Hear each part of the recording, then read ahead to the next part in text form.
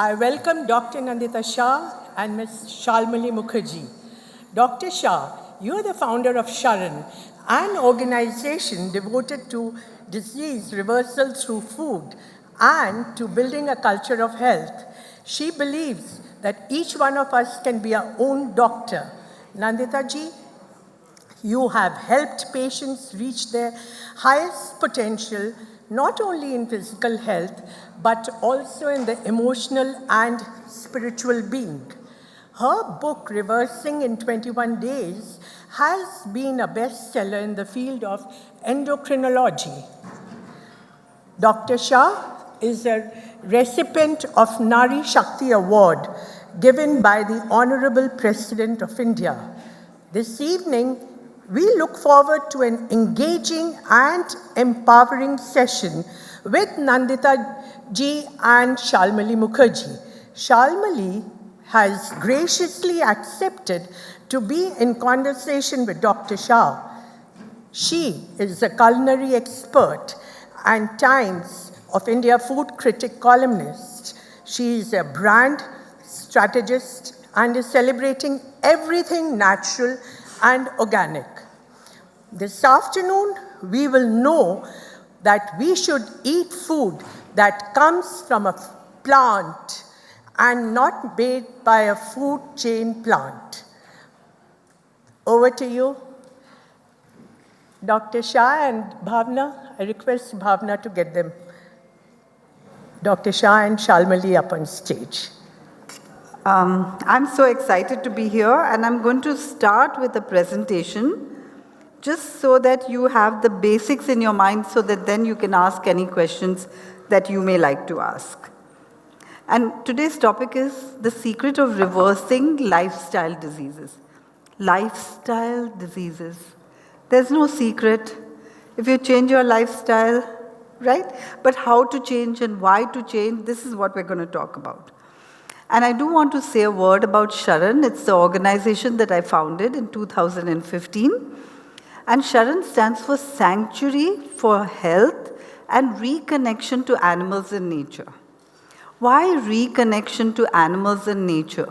Because, today in Kolkata, and Kolkata is a beautiful city, but because so many gardens and everything, but why reconnection to, just give me a minute, sorry about this. Why reconnection to animals and nature is because we're disconnected living in a city. We have no idea how we were actually meant to live. And if we can reconnect to that, health is the only possibility. And to what extent health is the only possibility, I just want to let you know that we conduct a 21-day health retreat, 21 days. Lab tests in the beginning, lab tests in the end, results in 21 days. So and that's not because of us, it's because our bodies know how to heal if we get out of the way. So as I was saying, today we live in a culture of disease and we have all kinds of diseases. And these diseases, not only are they bad because they have their own complications and all of that, and people are on medications their entire lives for these diseases, but then COVID comes along, and these are all comorbidities as well. But the good news is that these are lifestyle diseases, and that means we are the authors of our health. And that also means that we can reverse all these diseases. Because the body knows how to heal. If we only eat and live the way we were designed to, by nature or God. It's that simple. That means every single thing that I'll be saying today is something that you already know, but you may not be connected with it. We just have to make that connection. Now, reversing disease requires a shift in consciousness because we're living in a culture of disease. And we have to shift to a culture of health. And most people don't like to change cultures. Do you like to change cultures? Okay, but is there anyone here who already knows about Sharan and who is already following this lifestyle? So I know Aruna, but I don't know, and I know Raj Kumari, but I don't know all the others. But thank you for putting your hands up. Just put your hands up. Hi. Okay, and have you all seen results? Anyone has seen results? Okay, great. So you see from your own people, and this is just the third time I'm in Calcutta, but you can see from the audience that there are some people who have already seen the results. And not because they came to our 21-day retreat. They may have come for a consultation, they may have just attended a single program, looked at our website, whatever. So our information is everywhere and it's also within you right now. You just have to access it. The basic teaching is that you can't improve on nature. If we understand what nature desired, it's done. Human body is so beautiful that we have all these systems that are working in close connection together without us even being aware. Respiratory system, musculoskeletal system, digestive system, reproductive system, circulatory system, everything, endocrine system, everything is working together and we are unaware. And we only complain when we're sick. Instead of saying thank you every day because it's working so magically that we took it for granted. And, this is a hard one to take, but truly we know that medicines never cure, especially lifestyle diseases. Because someone gets diabetes and they take medicines, and over a period of time, the medicines only spiral upwards, they don't come down. Whether it's heart disease or diabetes or hypertension or any of those diseases I wrote down, it's always the same. But the body always works to heal. And how do we know that the body works to heal? If you get a fracture, the only thing the doctor can do is put the bones together. It's the body that heals. In fact, all too often, we're coming in the way of healing with medicines. And we're unaware of that. So I used to live in Bombay, which is also a concrete jungle. And I moved to Auroville, which is much more in nature. And I've been living there for the last 22 years. And I just observed nature. I observed animals around me. I have a little house on the beach with lots of nature around, and I just watch. And I realized that animals in nature know how to be well. How can it be that we don't? So what should we do to get rid of any disease or to prevent it? Can anyone tell me here, what should we do if we want to get rid of a disease? One, it's not taking medicines. That doesn't help. So what will we do?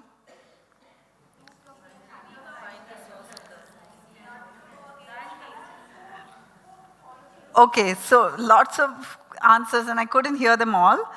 But basically we have to get rid of the cause.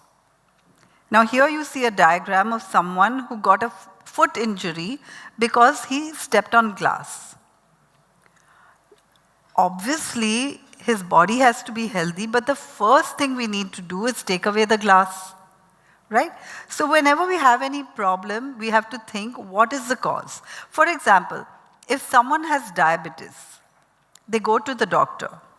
Doctor says, don't eat sugar, don't eat carbohydrates. Have you heard that? Some of the diabetics don't have fruits, they don't have mangoes for years on end, and they never get well. You know why? Because sugar is not the cause of diabetes. High blood sugar is the result of diabetes. The cause of diabetes is insulin resistance. And if we want to get rid of diabetes, we have to look at what is the cause of insulin resistance, and if we remove it, diabetes gone. Sometimes in 21 days gone. I just came back from 21-day program, which was in June. And one man came from Portland, USA, and he was on at least 24 medicines, maybe more. And they just stumbled down like a pack of cards, and he went out only on a very minimal amount of insulin. He wasn't on medicine only for diabetes, but he was just shocked at the rate at which his medicines were going away. And that was just because he got well. And he lost more than 6 kilos in 21 days, and not by dieting. We have buffets, not like yours, not that much, but we have buffets for breakfast, lunch, and dinner, and nobody counts how much you can eat. You're supposed to eat according to your hunger. No starving, 6 kilos down, 21 days. So what I'm trying to say by this is not anything except that our body knows how to heal, and we just need to tap into it. So here you see that there's causes, which are the root causes, and then there are the symptoms of the problem. When we take medicines, we only treat the symptoms, and that's why we never get well. But if we keep thinking, what is the cause? Only health, nothing else. So today we're going to talk about physical health, but we can also talk, depending on the time we have, about mental health. How can you get rid of depression, anxiety, mental stress? Because stress also causes disease, right? And even beyond health, depending on what we can do. But let's first take physical health.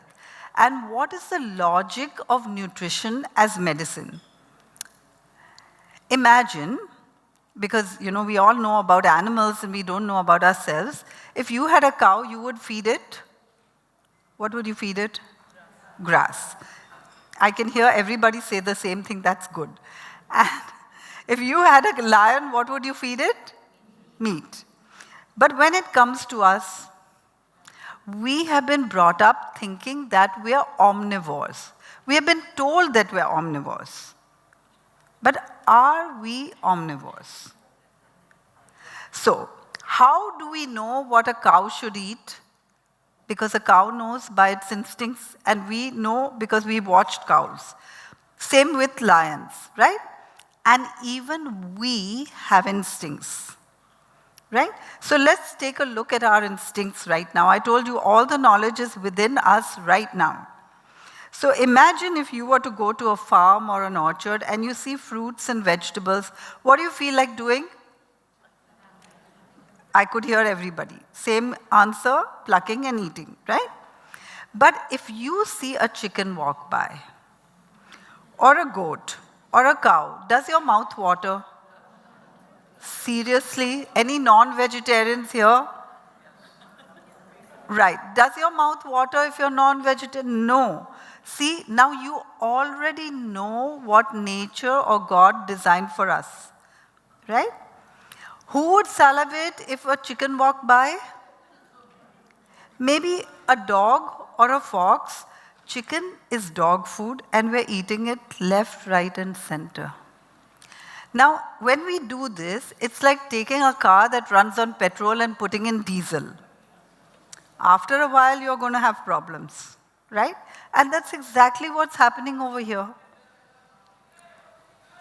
But if you see a dish like this, does your mouth water?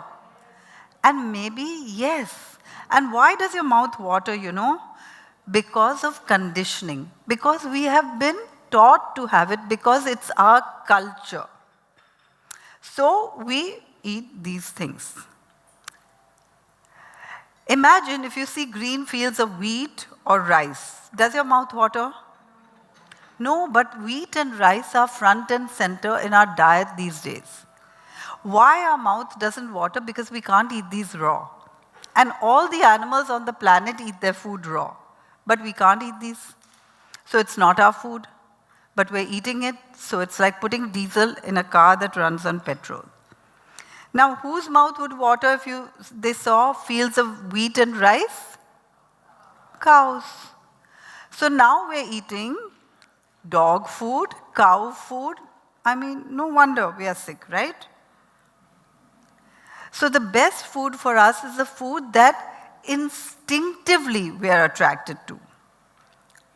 Now, even if you look way beyond, and I don't have time to talk about everything today, but just to give you hints, if you look at the teeth of a carnivore, and then you look at the teeth of a herbivore, and then you look at the teeth of true omnivores, and now you look at our own teeth,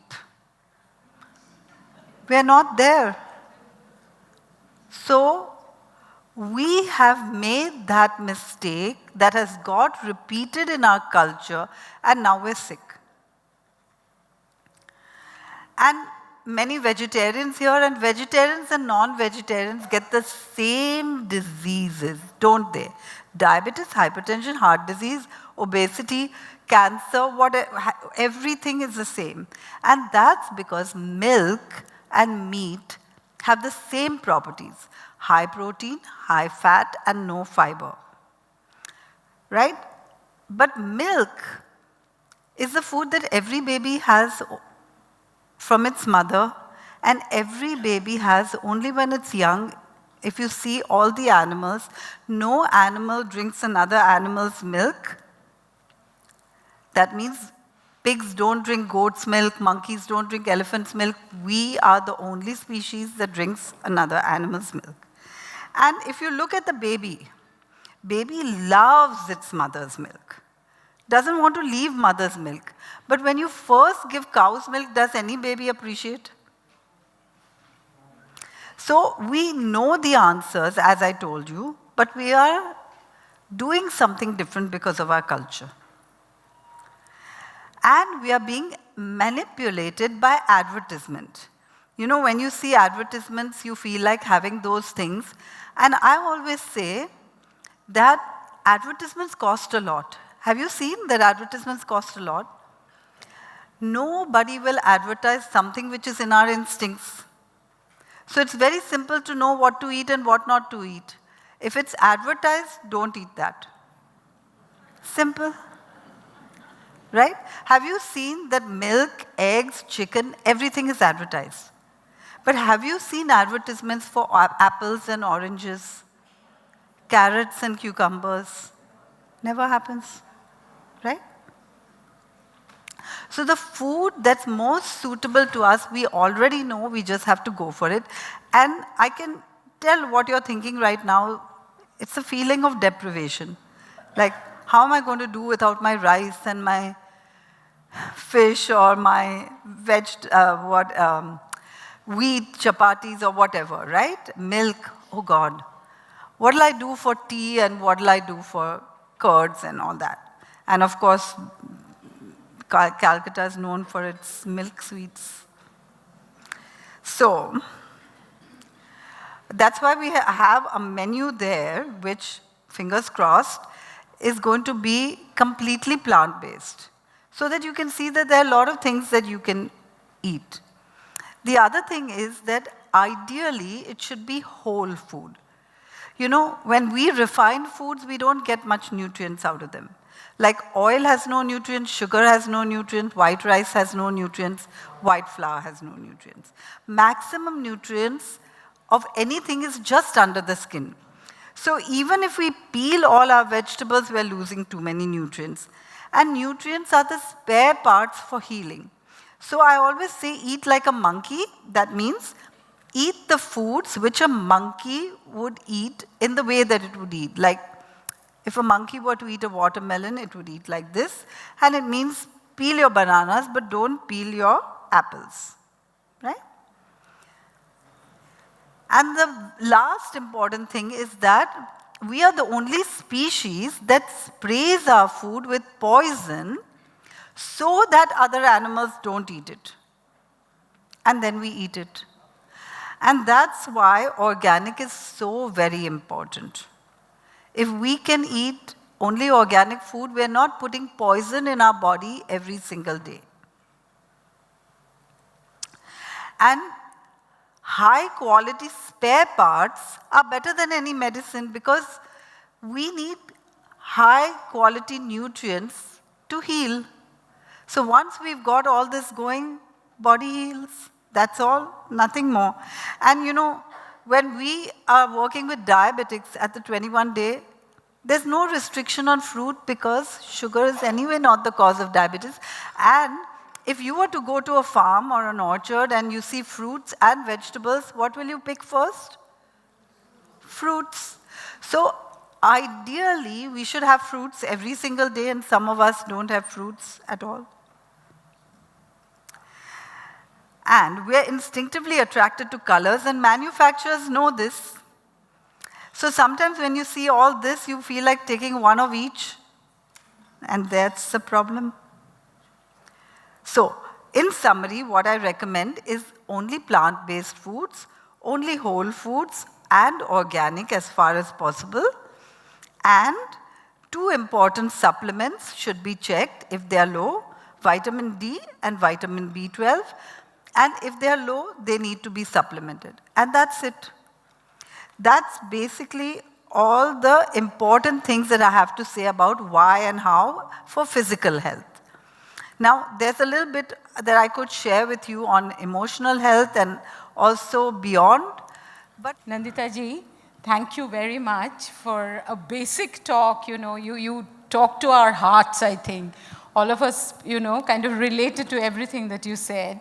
So just to begin, the first question I would like to ask you is, you know, is beginning young an option? Sure. You know, we should be eating the right diet at any age, and children know this. You know, I've had parents come to me and say, my child doesn't eat anything. But child is running around full speed, looking totally healthy. I say, what is your child eating? Oh, he eats only raw fruits and vegetables, as if raw fruits and vegetables is nothing. So we have the information wrong, we are doing wrong things, but we can easily start. Children do not need any milk after mother stops giving milk, because that's what God or nature designed. And anyway, we in India, we have too much milk. But if you think about it, all of Southeast Asia never consumed milk. There's no milk in Chinese food, Japanese food, Thai food, Malaysian food, even Sri Lankan food, Burmese food. They don't have milk. So it's not that you can't grow up without milk, you know? Yeah. Does that answer the question? Yeah, I guess. So what are the proactive measures that we need to take to, you know, get used to nature or natural food or plant-based food? I think, you know, whenever we are doing something new, we have to learn a few things and then put it into practice. And it's not like we have to do everything overnight, because change is difficult for everyone. What we need to do is understand what we should do as much as we can. Don't do nothing because you can't do everything, and then the next step just comes by itself. For example, when we do our 21-day retreat, it's not without wheat and rice. All the food is organic and all the food is plant-based, but it's not 0 grain. And we still get results. And when I've seen people who came to our 21-day retreat who said that I don't want to eat grain anymore. And they stopped on their own. But it's a choice, because grains are similar to, they are plants, so they're slightly closer to the food that we should eat. And so we don't get so much problems from them. And having said that, there are so many people who have gluten intolerance and dairy intolerance, lactose intolerance. And that's just because these are anyway not our foods, right? Yeah. So COVID has brought us to a screeching halt when immunity comes to the picture. We have thousands of questions on immunity. So having high immunity or boosting immunity, does it help in preventing diseases, lifestyle diseases? So there are two important things with COVID. One is that if you have lifestyle diseases, there are comorbidities for COVID. And honestly, anyway, it's a comorbidity because if you have lifestyle diseases, you never know what's going to happen. But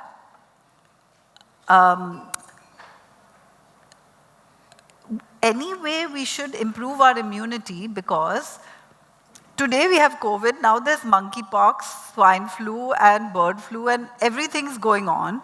And if our population increases, then automatically that spreading is more, right? So it's our duty, if we don't want to be sick, to improve our immunity. Yeah. So is there a plant-based, generic, high immunity diet that everyone can follow, or a few things that everyone should follow? Luckily, no. Because that means that you have a huge variety. And you can pick and choose just as you like. For example, if you go to our website, you will see 600 recipes there.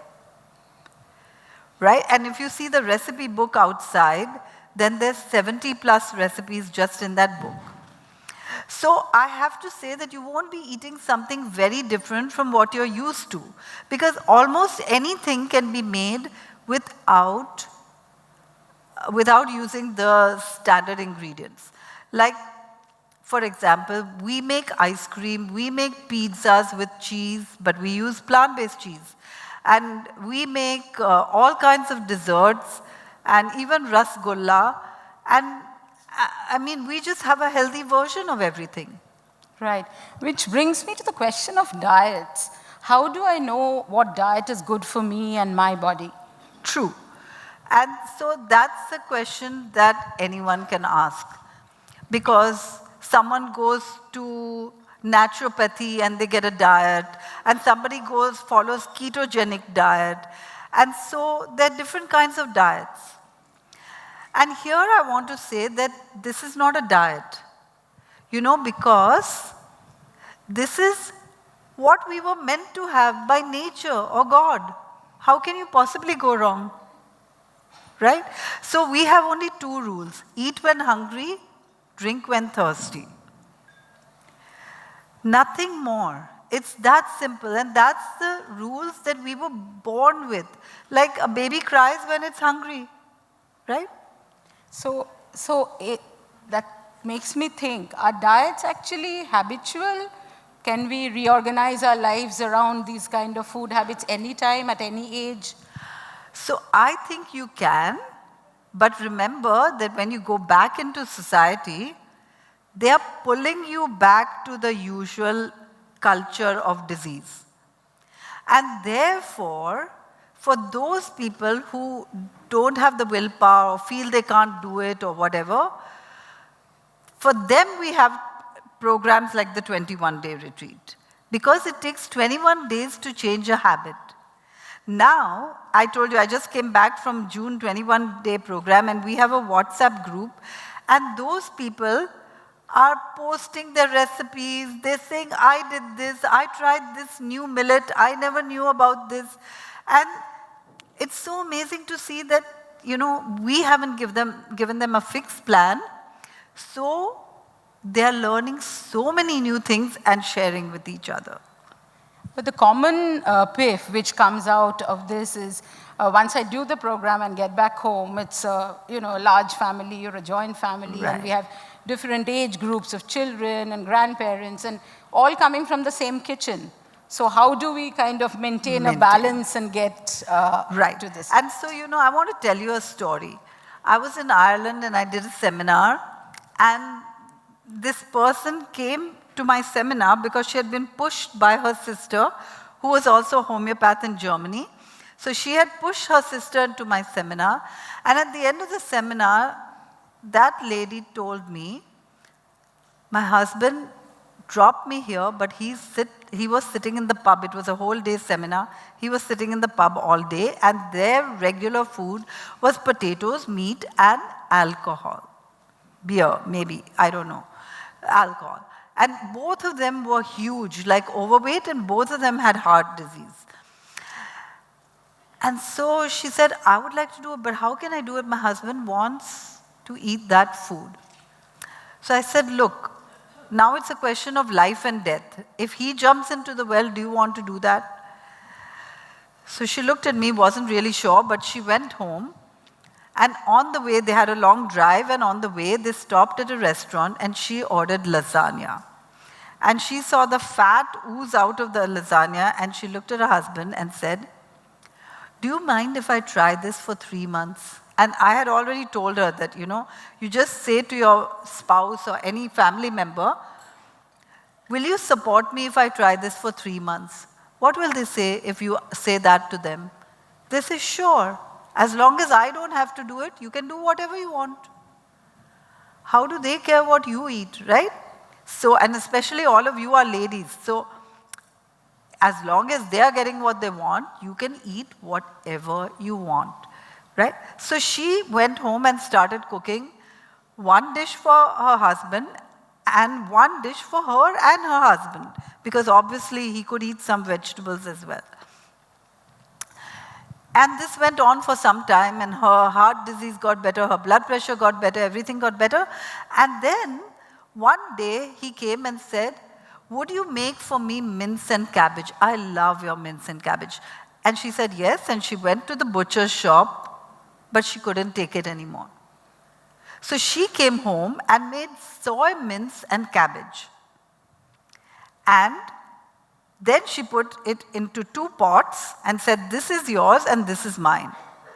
And then he ate it and he said, I love your mince and cabbage. And then after some time, he said, can I try some of yours? So she said, yeah, sure, please try. And he took a spoon and he said, I knew it. Mine is much better than yours. You see, the family doesn't need to know. If you cook delicious food, and that's what we did even at the 21-day program, if we just made delicious food, and we had cooking classes every day, but towards the end of the program, they got into groups and cooked for the whole group. So there were 5 or 6 of them cooking a whole meal for the whole group, of course with the help of the chefs and our team members. But that means that they could cook whatever they were used to, whatever they were missing. But it was made with our style, and they saw that it was so good because it doesn't need to taste different, or doesn't need to taste very different, and it might even taste better. So is it in the long run, I was just thinking while you were talking, why is it in the long run it's so difficult to maintain these kind of diets? Is it willpower and discipline truly, or is it that your body gets aligned to? I think it's the culture we live in, because if you're socializing every day, then how do you do it? So that's right? my next question. With right. so much of travel and socializing. So I just want to tell you, like me, it's easy because I'm meeting people who think like me, right? But for the others, how do they do it? And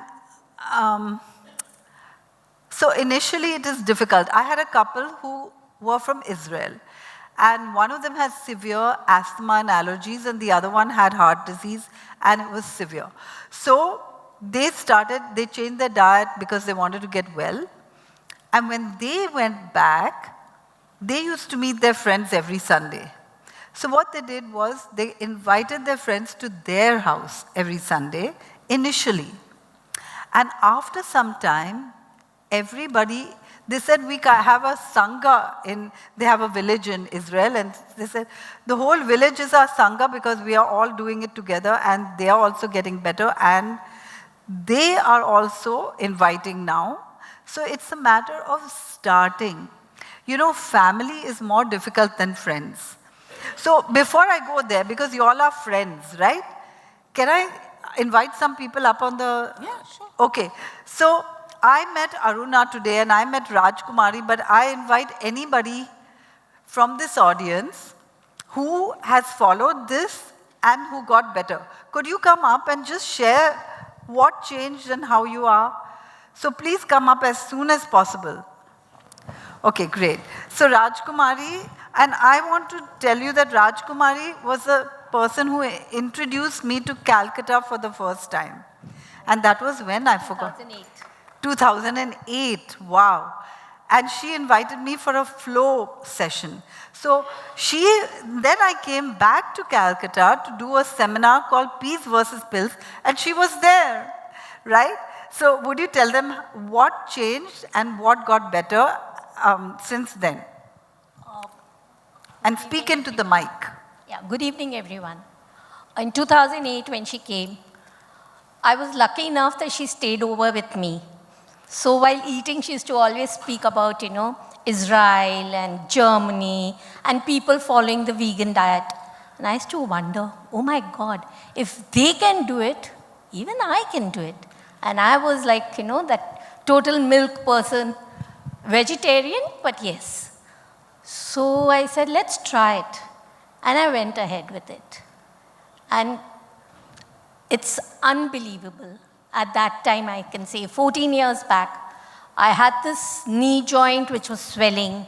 I had a lot of gastritis, a lot of issues with my life. In 1 month, I saw all of them going down 90%. 90%.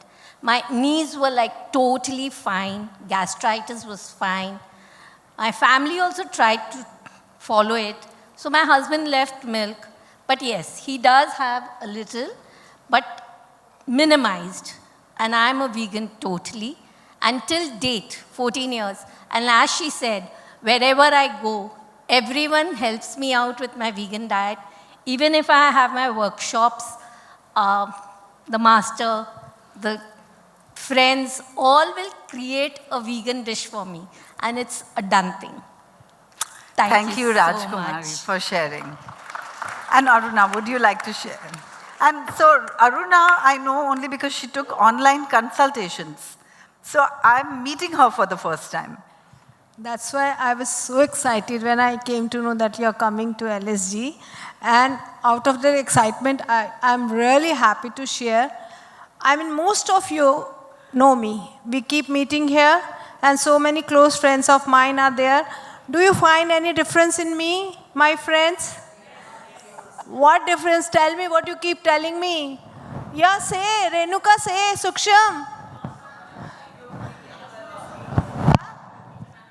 Okay. And I told you all, I lost all this weight because of Dr. Nandita Shah. For me, it was really surprise when I first heard her in Alka Jalan Foundation online that diabetes can be reversed. So it was like unbelievable. And her one thing really touched me, that was take baby steps. So immediately I stopped oil and ghee and all these using in my vegetables. And believe me, it was same tasty. Her recipes are delicious. And her smoothies are out of the world. And slowly doing that, I lost more than 10 kg in a year. And luckily that was Corona time where we had no parties and no socializing. So after that, again, I'm trying to follow her so much. And religiously, I'm not following 50%, but giving me so good results. Again, first time I'll go to her retreat and, take the second step forward. So doctor, thank you so much. As I told you, you are a God-sent angel in my life. And I'm so much feel better. Which I lost. I thought I never can be, we always try to reduce weight okay. I reduced my insulin from 22 to 11. Now I'm on 11, half. My medicines reduced, my BP, everything reduced medicines. Now, when I go to retreat, I think I'll stop all my medicines. Thanks a lot, Dr. Nandita. So, thank you, both Aruna and Rajkumari, and others didn't come up, but two people is good enough. Yeah, so actually listening to these ladies, I felt that, it's more of an healing effect. Food is only a part of it, but I think it's also healing the body and the system and the mind to get used to nature. So why is healing so important to us in today's day and age, in the modern times? You know, some people say that our diet is extreme. Me, I think that disease is extreme, especially heart disease. Imagine getting bypass surgery, cutting open the sternum, getting inside there, stopping the heart for some time. I mean, I think that's extreme. I think medicine is extreme, and I have to say that my father is 88 years old and not on a single medicine. My mother died before I knew about this because she died when I was 25 and she was 50. But my father is following, and when it comes to family are harder to convince than friends. Friends say, oh wow, you lost weight, even I want to try it. But family says, whatever you say, that is what I won't do. So, isn't it true? But, so I knew that, and my two brothers live in the States and my father lives in Mumbai, and whenever I used to go and meet them, I would say nothing. But I would be very strict about what I was doing. And eventually, my brothers and their family are also following this. So I'm so lucky because my father's 88 and I don't have to worry that he's sick, because I know that all my friends my age are looking after their parents these days. So is there a correct age or an age to start healing? The sooner the better. Right, so it's a realization of the mind, basically. Okay. So is being vegan mandatory to have a healthy life? I mean, vegan is just a bad word, right? We are herbivores, and vegan and herbivore means the same. So, but our program is not vegan. Our program is plant-based. Plant-based means vegan, whole, and organic. So you do as much of that as you can. In fact, I was just thinking, that brings us to the ancient, science and heritage that we Indians are lucky to have, things like Ayurveda or fermented food or alkaline food, which has been a part of our diets constantly. So would you say implementing them or imbibing them again in our lifestyles are important today? I would say that this is a little far from Ayurveda, for example, because Ayurveda is a system of medicine. What I'm talking about is not medicine, right? And I would say that our ancient culture is perfect. We've just gone too far from that. Because what was our ancient culture? Dal, chawal, roti, sabzi. It's vegan, right? You know something?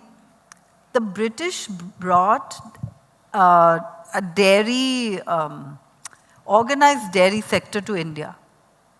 Before the British, there was no organized dairy sector. There were no refrigeration. There was nothing.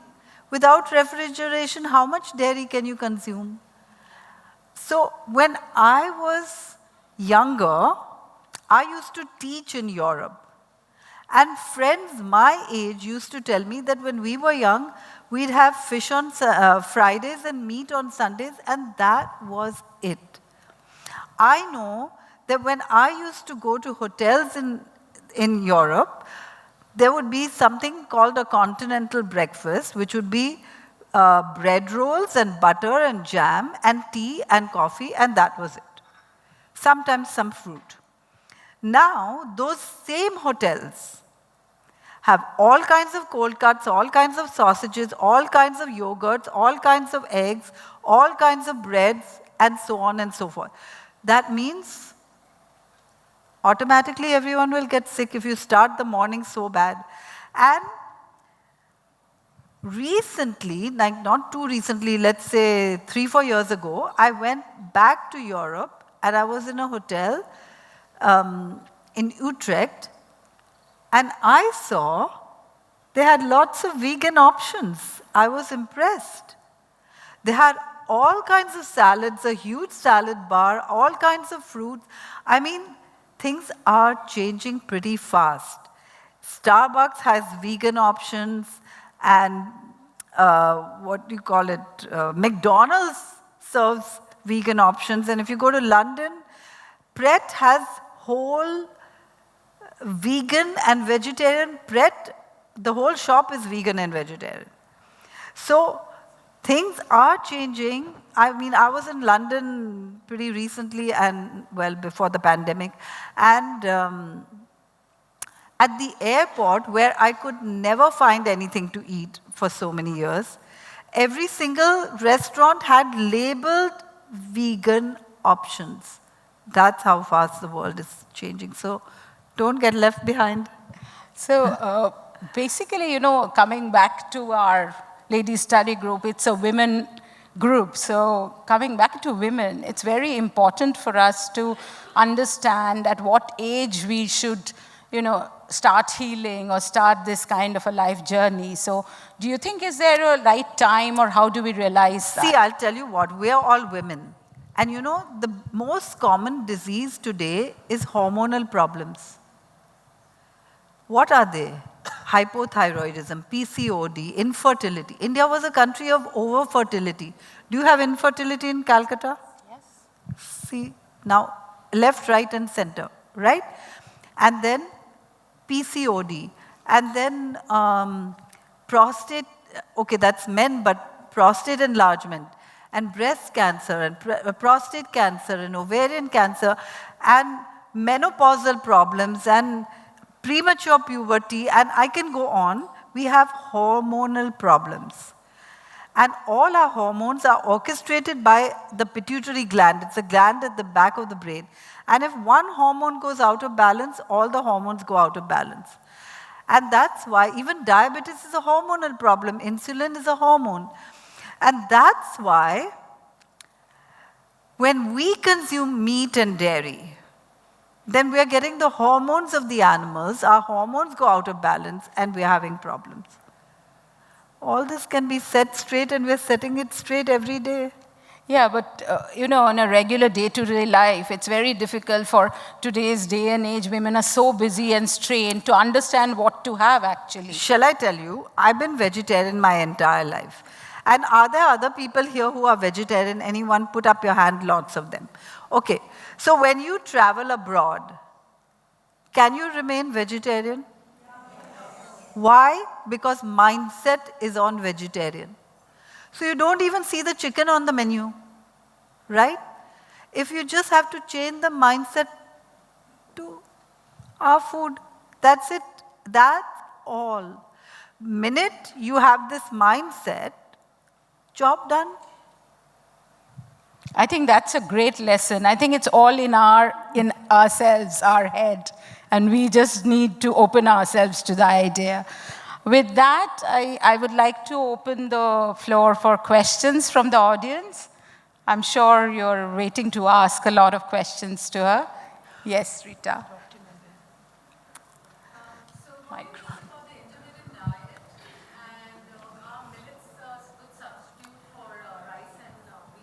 Okay, so her question is, what do you think about intermittent fasting, and are millets the right substitute for rice and wheat? So intermittent fasting first. Intermittent fasting has a name, and sometimes it becomes scary, and I would like to know, how do you all do intermittent fasting with your heavy social life? But anyway, what is intermittent fasting? It means not eating for 16 hours, and then eating only for 8 hours. And here's the thing. If we were living in nature, then we cannot eat before sunrise, because you can't go and pick your food before that, and you cannot eat after sunset. Ye to intermittent fasting ho kya, right? So we have to think, is it something that nature or God designed for us? And yes, it is, right? Now, what about millets? Millets are much more nutritious than wheat and rice, and so it's a fabulous substitute. But really, when the grains drop off, you don't need millets either. I hope that answers your question. Yes.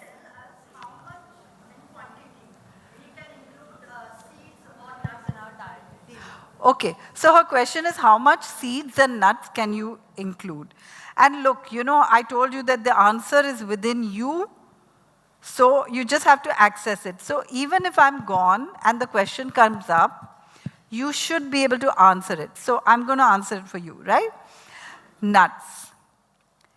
Have you ever seen, and I know that there are a lot of people who've never seen nuts in their shells, but have you all seen walnuts in their shell? And have you seen almonds? Have you seen the fruit of an almond? Have you seen cashews? Maybe pistachios less, but okay. So have you seen that if we were living in nature, walnuts would be difficult to open? If you had to open them with a stone, if you sat under a walnut tree and there are these walnuts all around you.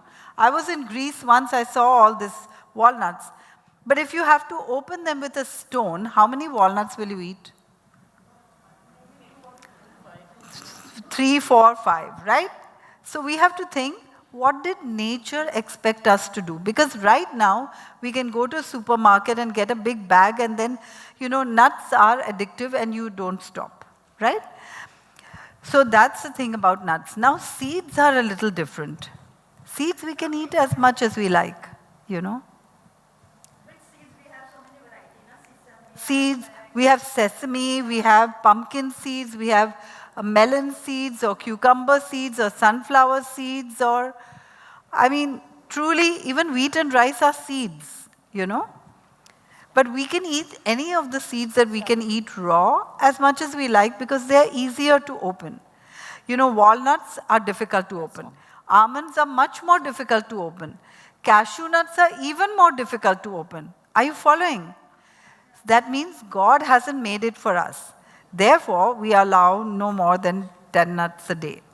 And when we talk about this, we can even talk a bit about honey.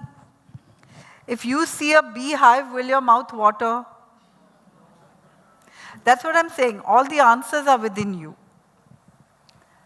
Okay, yes. Dr. Shah, thank you so much for that enlightening talk.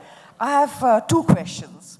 Since you've given us an in-depth analysis of nutrition and its effect, and how we can modify this entire concept of nutrition, I'd like to ask you a question about lifestyle medicine, which deals with alteration and treatment of LRD, lifestyle-related diseases. Out of the lifestyle medicine, trying to change one's attitude towards nutrition is actually just one aspect out of a wide variety of things, like, including psychological support, economical support, your home support, depression, anxiety, your lifestyle, your physical activity. So in your life, how much of lifestyle-related disease is actually just can be altered with nutrition and how much of it can be altered with something else? See, and my second question before let me answer one first and then I'll let you answer the second. Are you a doctor or nutritionist? I'm a doctor. Okay, that's great. So look, if we think about it, and I wasn't able to share everything because time and half an hour and questions and all that, but there are several factors that we have to put in place besides nutrition. Exercise. So I was saying, rest at the right time, because even sleeping all day and being up all night isn't something good for health, because we have a diurnal rhythm. And it's also our attitude.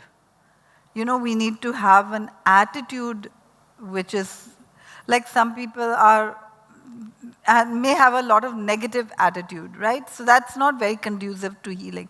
So we need to put all these things together. But most things, or sleep at the right time and all that. But most of these things we all know. My second question is, apart from anorexia nervosa and bulimia, which everybody knows of, there is a new disorder called orthorexia. I'm sure you've heard of that, because people are becoming more and more obsessive about food, the type of food. And doctors who have treated patients suffering from orthorexia, they have realized that most of these patients who are orthorexic, completely obsessive about food and its effects and what we can do to manipulate it, they are mainly vegetarian or they are mainly vegans. And they are very keen that once you've been treated for orthorexia, they should not go back to becoming obsessive vegetarians or vegans. So, What is your my opinion is this. So, there are people who say soya beans are bad for hypothyroidism, for example. Now, you're a doctor, I'm a doctor. Have you heard this before? Yes, huh? Yes, you have. I'm a doctor, you're a doctor, and I've seen tons and tons of hypothyroidism cases. I have yet to see the one who got it because of eating too many soybeans. Have you seen one like that?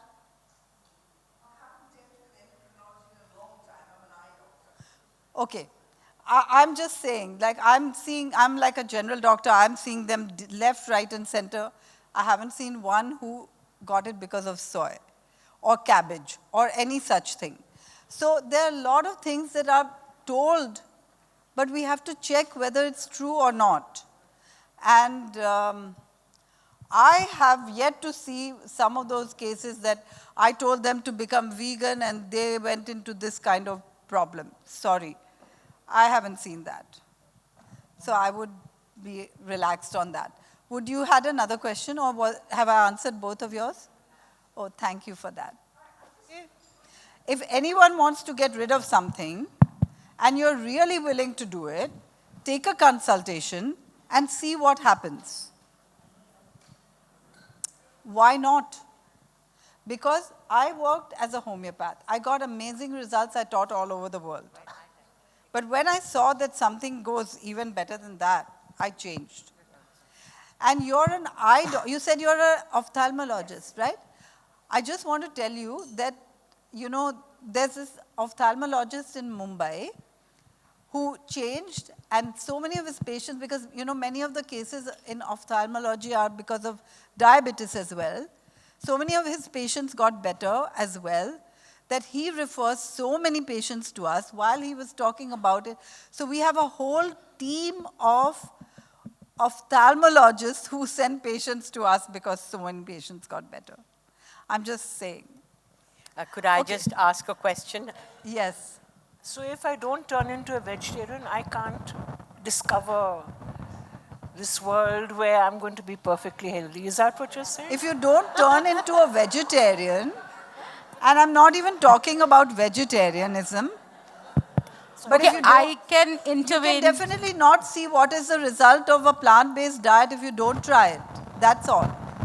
It's pretty simple. So that's what I'm saying, that if you're a non-vegetarian, and if you don't try and turn into, I wouldn't say vegan or whatever, everybody's entitled to their own way of eating, means you are missing out in this huge world of where all your lifestyle problems can be changed. Sure. No, I just want to know if that is what was If being you said. don't have any lifestyle problems, you shouldn't try it. But That if means I'm you're eating going meat good. and fish, then it means sort of like assume that automatically I will have lifestyle problems. What? So Nandita ji, can I just intervene? Yes, because yes. I am a hardcore non-vegetarian as well. Yes. And I understand her problem, but Gitanjali, just to reply to your thing, I think the way of thinking, what she's saying is, we are non-vegetarians, but what happens tomorrow if I have diabetes or whatever, then I actually cut down on something to get back to normal, right? So exactly what she's saying, align yourself to nature a bit so that you don't have those problems, preempt them. So she's not saying that. She's saying if you're well, you don't have to. That I'm not exactly saying. I'm not saying that if you don't go all the way, you can get rid of every disease just by doing whatever you want. No. I'm saying that if you take one step forward, the next foot will come. That's all I'm saying. Now, if you want to get healthy, but you're not willing to follow nature's laws, I'm not promising you health. Now you can go to a doctor, they may promise. You go to the one who promises health. Excuse me, I'm not going to be able to stand up, but I'd like to ask, not a question, I want to make a I'm coming statement. here to listen I'm to you. here. I'm here. Okay, yes. I'm not able to stand up, but my point is I have just lost my father at the age of 98. He was on a lot of medication, but I bless the doctor who looked after him because he was a non-vegetarian and I looked after his nourishment, what he was meant to have, but he lived a good life. And I think one of the most important things which are missing today is having a positive mindset, which is so important actually for you not to get sick. So this is something I just wanted to say that. I got your point, and I also said a positive mindset. However, it's like saying, hey, my grandfather was smoking all his life and he didn't die till 100. That doesn't make smoking healthy. Now, you're free to believe what you want and you can take all my words and put it in the trash, but you also have the choice to try it out and see if it's good or not. I agree with you there. Of course, it's an option that we all have, but to condemn the other side that's what I'm saying. Medication doesn't always harm. I wanted to just say that. Okay, I'm not saying that medication always harms. Yes. I don't take my patients off medication right away.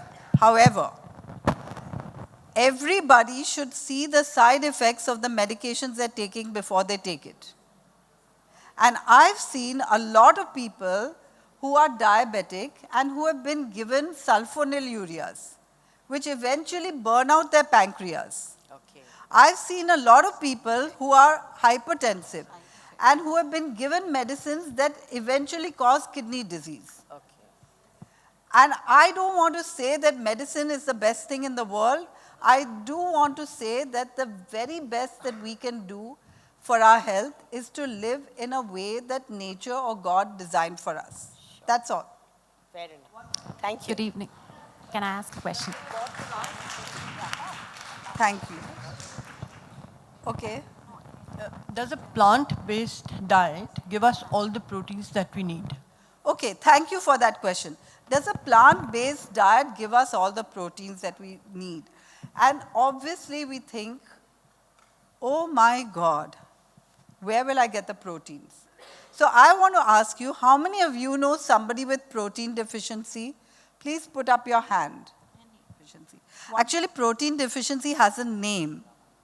It's kwashiorkor, or protein calorie malnutrition, and it usually occurs in starvation.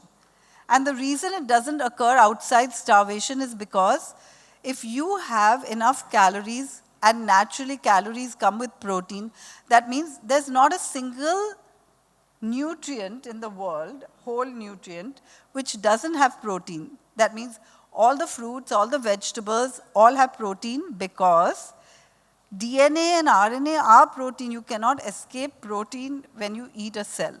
But I do agree that some things have more protein than others. However, we have to think, where do horses get their protein from? Because we talk about horsepower, or elephants, or cows, or other herbivores. The ones who run very fast, the deers, where do they get their protein from? And whatever I'm saying, I've been doing it for the last 35 years. So I'm not pulling a fast one or just budding here. But I've been working with patients for the last 20 years with this, And I didn't start working with patients till I fully understood. But I know that protein deficiency is extremely rare. It occurs in some severe kidney cases and other things. But in general, it's extremely rare because all of us are well fed. Now, when I ask you what is protein good for, let me ask you that question. What is protein good for? Why do we need protein? Okay, so that was a trick question. Everyone will say to grow muscles. And that's because we have been told this by the bodybuilders or the trainers or whatever. Protein is the food for growth and repair. You know, human milk has 1/3 the protein as cow's milk. Why? Because the rate of growth of a human being is less than that of a cow. When we consume cow's milk, we automatically have excess protein. Now, just to take the argument a little further, our body is alkaline. And doctors, please correct me if I'm wrong. Our body is alkaline. If we take something which is acid in high doses, then it has to be neutralized, and it's neutralized by taking calcium out of the bones. That's why so many people who are on dairy get osteoporosis. So it's not as easy, but if you follow nature's laws, it's harder to get sick. Now, that's my experience. All I can share is my experience. Doctor, I'll make it quick. So I know a lot of thyroid cases have been probably reversed with food. Yes. But what about autoimmune thyroid disorders where your own body's sort of producing antibodies? So autoimmune thyroid is just one of the hundreds of autoimmune diseases that we're seeing these days. Autoimmune diseases, hypothyroidism, multiple sclerosis, ankylosing spondylitis, type 1 diabetes, it goes on and on and on. And when we have an autoimmune disease, we have a foreign protein in our body which stimulates an immune response. That antibody is destroying our own cells. Now, it will get better, but it takes time. Like I have to say, I had an autoimmune disease. And I have cases who have had autoimmune disease. They feel better fast. But to get rid of an autoimmune disease, you have to wait for those antibodies to die in your body. Thank you. Okay, I've got to go. But here's what I do want to end with a few words. That if you want to learn more, you can go to our website, right? And we put all our information up on the website, lots of recipes and everything. So you can go to our website. We also have online consultations, and we also have retreats where you can see everything happen on the spot, okay? So all of these, and then these books that are available outside, besides the Reversing Diabetes book, they are also available free on our website as a PDF. So hard copy here, but you can also get it as a PDF on our website. And you can try it, and please do let me know, write to me anytime if you try it, and let me know how you do, okay? Thank you very much. And I can't take questions now because I've run out of time. But thank you very much. Thank you, Doctor. A very good evening to everyone. On behalf of the Ladies Study Group, it gives me great pleasure to extend our grateful thanks to Dr. Nandita Shah, a unique doctor who prescribes food instead of medicines, and a change of lifestyle for a better life. Under her leadership, Sharon has come a long way as a social enterprise to build a culture of health and has positively impacted several lives. Thank you, Doctor, for guiding us, and we hope to follow your tips in our daily life and make a difference to our health. We are grateful to Ms. Shamli Mukherjee for an enriching conversation. I would now like to invite on stage Mrs. Anuradha Kanoria, governing body member, to give a token of appreciation to our esteemed guests.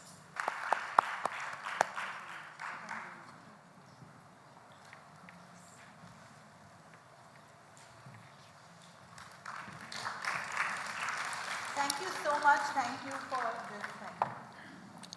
Thank you to all our friends from media for their continuous coverage and support. We thank ITC Bengal team for their wonderful arrangements. Our special thanks to Chef Vijay Malhotra and Chef Shivaji Majumdar for creating a high-tea menu based on the recipes by Sharon. Ladies and gentlemen, please join us for tea. Dr. Sharon's books are available for sale at the registration desk. Thank you and have a great evening. May I please request the governing body and the past presidents to come on stage for a group photograph.